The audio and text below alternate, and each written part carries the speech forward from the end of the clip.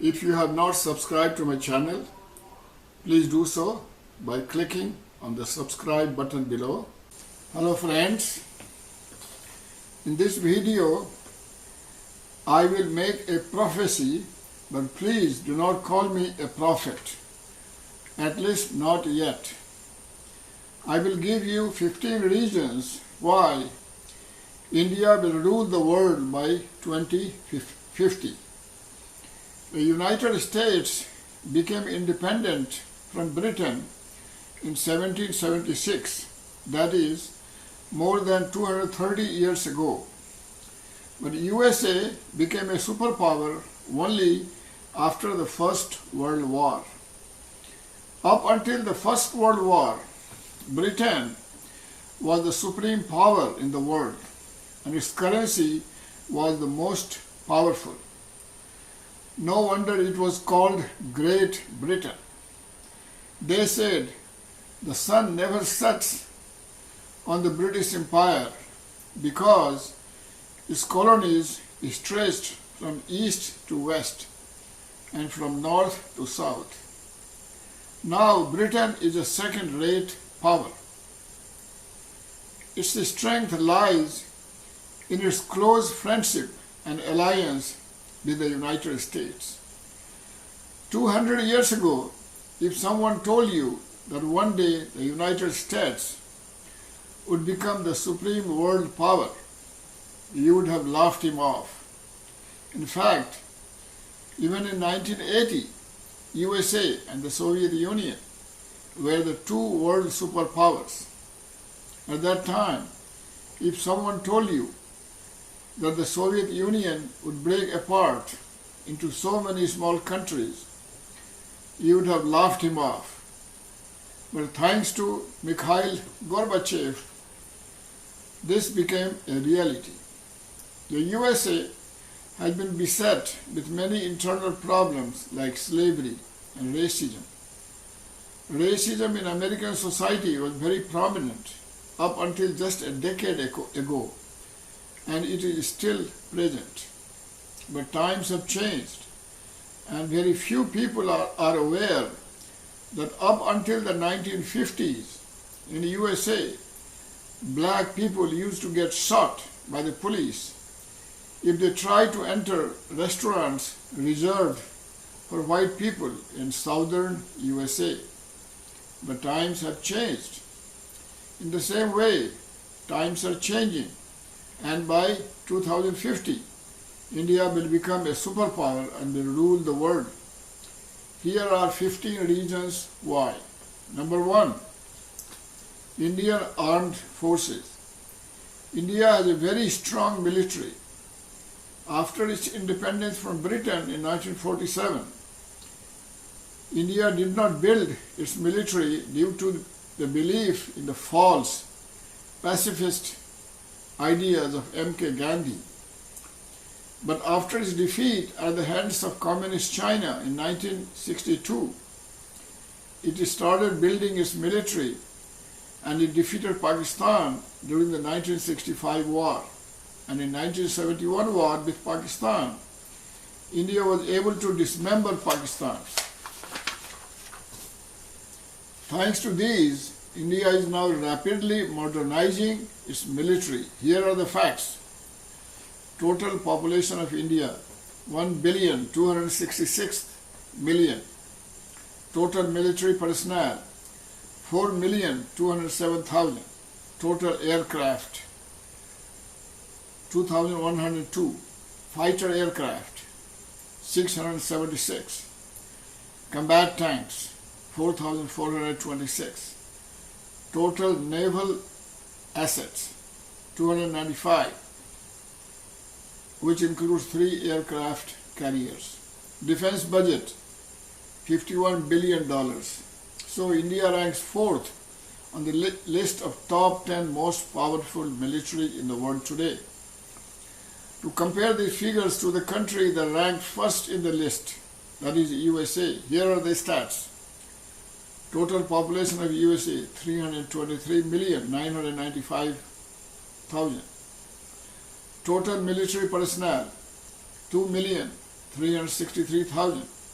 Total aircraft, 13,762. Fighter aircraft, 2,296. Combat tanks, 5,884. Total naval assets, 415, including 19 aircraft carriers. Defense budget, $587.8 billion. In terms of military strength, the orders are as follows. Number 1, USA. Number 2, Russia. Number 3, China. And number 4, India. So you can see that the total active military personnel of India is nearly double that of USA. Because of its rapidly increasing population, India can recruit a lot more people in the event of a war. India is gaining new technology and military doctrines and ideas from all over the world, such as 5th generation fighter plane from Russia, defense drone technology and helicopters from USA, and other technology from Israel. So if India increases the defense budget in the next 4 decades, especially in Air Force, Space Force, and cyber and artificial intelligence technology, India definitely can handle any critical situation. Number 2, nuclear weapons. India has 130 to 140 total nuclear warheads, while USA has 6,185 nuclear warheads, out of which 1,600 are deployed. India is rapidly developing new technologies and has an ICBM with a range of 5,000 kilometers. It has the capability to shoot down any satellite. It has SLBM, that is, submarine launched ballistic missiles. It also has fighter bombers to deliver its nuclear warheads. So it has a functioning and credible nuclear triad, that is, the capability to deliver warheads from land, sea, and air. Now, number 3, economic growth. To be honest, Chinese economy is based on foreign investment, while India's growth is increasingly based on a more local economic sector. So, if you look for long run, say after 50 years, more efficient economy will always overtake and surpass a large, cumbersome, inefficient economy. Currently, every major multinational company has begun to invest heavily in India and has started to rely on Indian engineers for their next generation products. Companies like General Motors, Boeing, Motorola, Cisco, HP, and many others have begun to make their research and development facilities and Asian headquarters in India. And more importantly, India's GDP growth in last half decade has been over 7% or more constantly, while China is facing some troubles due to heavy foreign investment failure. So if India maintains this steady growth, it can definitely become second largest economy by 2050. Number 4, high population and young population. If handled correctly, this could become a huge advantage for India, as the country has a huge pool of fresh minds entering the various industry, business and education sectors. So India is currently a land of young population. India is blessed with the world's second largest population, approximately 50% of which is below the age group of 24.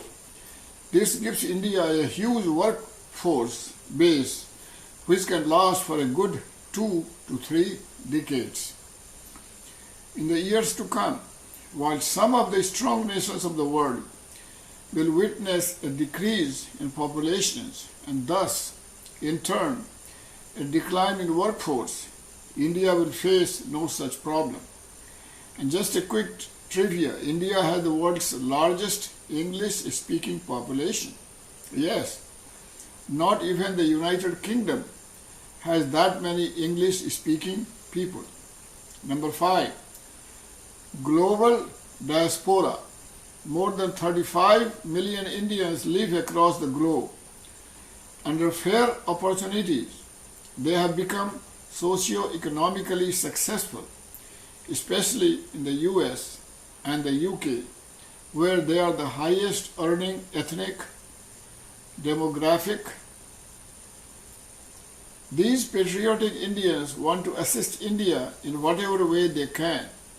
This will help India in becoming a ruler of the world in 2050. Number 6, energy.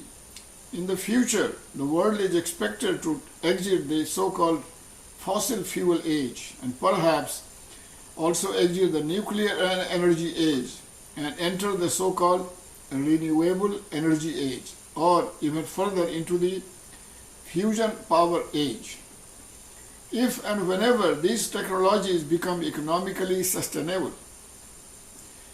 Being a region in the sunny tropical belt, the Indian subcontinent could greatly benefit from the renewable energy trend, as it has the ideal combination of both high solar isolation and a big consumer base density.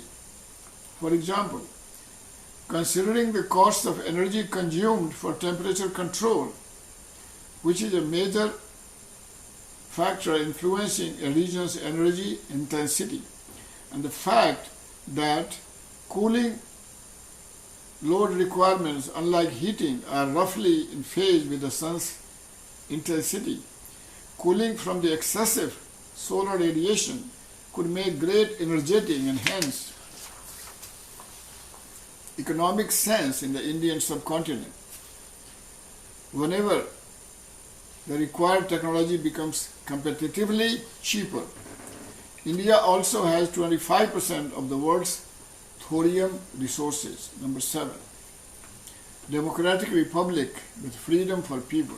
Just imagine if you are a Chinese citizen having so much restrictions on social life, no freedom of speech, no choice in government, and one-party politics. You can't even take a single breath in that land. On the other hand, that's India's biggest advantage: freedom of speech, freedom of expression. Beautiful constitution made for every single citizen of India, and by citizen. Being the world's largest democratic republic has its own challenges. Politics plays an important role in the development of any nation, and it holds truer for India. So, becoming a superpower is not possible without the support of every single citizen of the country, and that is only possible by a good democracy. Healthy democracy creates healthy government, and healthy government leads a country from developing status to a developed power. Number 8, education system. Both India and China produce 500,000 graduates compared to the 60,000 in the US. Out of the 500,000, a better part of them are Indian graduates. So India has the second largest English-speaking population out of the English nations. India's education system has proven to be far more advanced than the Chinese. Indian Institute of Technology, called IIT, is a globally recognized institution with quality of education and bringing out the engineers and IT professionals of tomorrow. Currently, India is the second largest producer of engineers, scientists, and doctors. Other educational institutions like the Indian Institute of Science, or IISc, and the business schools, that is Indian Institute of Management, or IIM, have all set very high standards. Meanwhile, in China, low English-speaking populations with high illiteracy rates have been a disadvantage for many companies and organizations. So if this huge flow of young generation enters into workforce with high quality of education, the roadmap of India's 2050 target would be realistic. By the way, in the US, the heads of Google, Microsoft, and IBM are all Indian immigrants. In fact, they are Indians, immigrants, which is a great achievement for India. Number 9, science and technology. Prime Minister Modi once mentioned in his speech that India's Mars mission was far more cheaper than a Hollywood film. That's the best example to show extreme talent of India in science and technology. India is rocking as far as science and technology is concerned. It is already becoming the world's leading producer of computer software. It is also supporting and investing in research and development centers and is slowly undergoing a revolution in the fields of science and technology. Did you know that India was the third nation to establish a national space agency called Indian Space Research Organization, or ISRO? The first two nations to do that were the Soviet Union and the United States of America. India is also the fourth country to reach the moon's surface. Number 10, tourism. Tourism will also play an important role in India becoming a superpower by 2050. According to the World Travel and Tourism Council, WTTC, India has the world's 7th largest tourism economy in terms of GDP. According to the Council's well-researched data, the travel and tourism sector added around Indian rupees 14.1 trillion to the country's GDP in the year 2016. That is around 9.6% of India's GDP, thus putting it on the 7th rank. In addition to this, the tourism sector also created around 40.3 million jobs in the year 2016. This makes the sector as well as the country rank second in the world in terms of total employment generated. Also, the sector was the fastest growing among the G20 countries in 2016. It grew by 8.5% in 2016 and is predicted to grow further by 6.7% in 2017. Medical tourism in India. Indian metros have emerged as a leading destination for medical tourism. Last year, an estimated 150,000 foreigners visited India for medical procedures, and the number is increasing at the rate of about 15% per year. Number 11, artificial intelligence. President of Russia, Vladimir Putin, recently said that the country which will emerge as an artificial intelligence leader will emerge as a global power. India is on the same path, and currently artificial intelligence is being developed in India with rapid growth and better than even some Western countries. Number 12, diplomacy and smooth international relations. India's diplomatic standing is really good. India has not been involved in international conflicts and has even helped other countries in their critical conditions of any kind. India also has a good international reach. It is the third largest contributor to United Nations peacekeeping forces worldwide. In upcoming decade, as the country economy and international trade grows strong, maybe India will get what it has been asking for a long time, a permanent seat in the United Nations Security Council. It would be India's biggest success in the diplomatic arena. On the other hand, unlike India in the 1970s, the country's foreign policy has been changed dramatically. India has maintained good relationships with its allies and even made some new allies. India has been a strategic partner of USA, but also maintains friendly relations with Russia, China, Japan, Australia, Europe, and other Middle East countries. Relations with African countries and India's neighbors as well as with Southeast Asian countries are also improving, which should establish India as a superpower. Number 13, the will to succeed and the will to rule.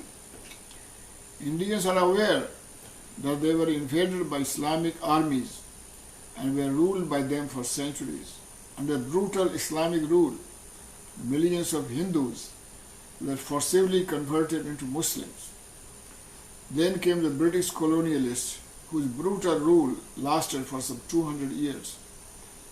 Having suffered such calamities and indignities, Indians are determined not to allow any foreign force to occupy them. This is why they are building atomic weapons and ballistic missiles to deliver them. Indians are out to conquer the world and be the rulers.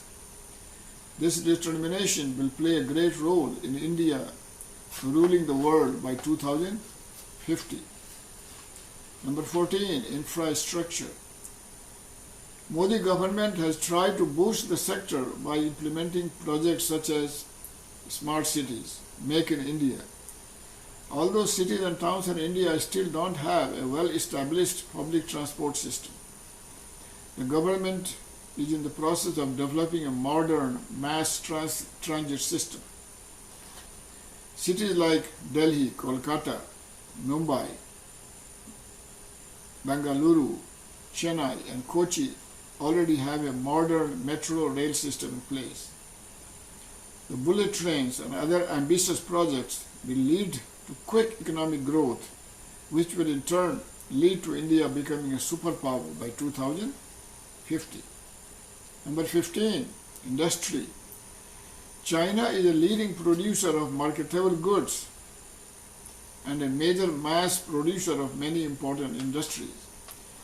Thus, to maintain their lead, China is working on to maintain their influence over production sector. Meanwhile, India is a rising power in the software design, services and precision industry.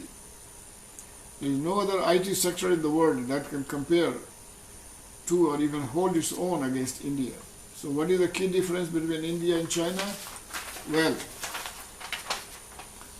China is what we call a light industry producer, while India is the heavy industry producer.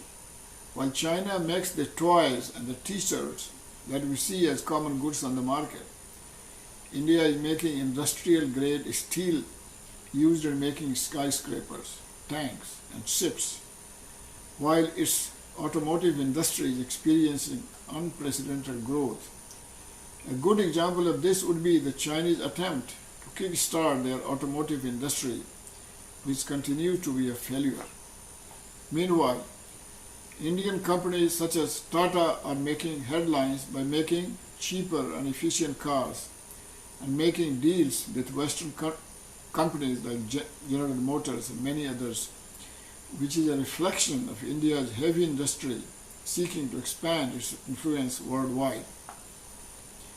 Anyway, the point is that China definitely has developed much farther than India, and China is much more ahead of India at this time. In fact, China is competing with the USA. They want to be the superpower like USA. But India is on the path to become a superpower.